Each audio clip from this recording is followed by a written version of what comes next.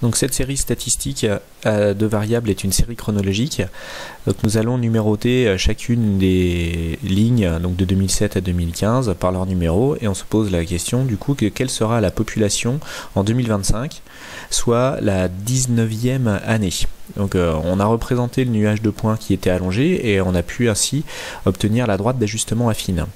Donc ce qui est possible de faire, c'est prolonger cette droite d'ajustement affine. Donc sur papier, et ça sera fait à la règle et de manière très précise, on prolonge les axes jusqu'à la 19e année et on reporte ainsi sur l'axe des ordonnées qui représente le nombre d'habitants et on trouve ainsi la valeur cherchée. Alors c'est possible, mais ce n'est pas très précis. Il y a une autre manière de voir qui serait par le calcul.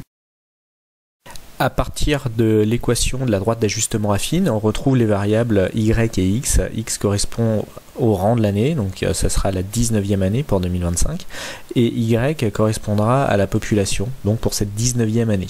Donc on remplace la variable x par 19, et ensuite on effectue le calcul, on trouve y, donc la population, résultat du calcul 1547. On peut aussi extrapoler la variable y, on peut se poser la question de quelle année on atteindra 2000 habitants. Donc on reprend l'équation de la droite d'ajustement affine et on remplace cette fois y, la population, par 2000.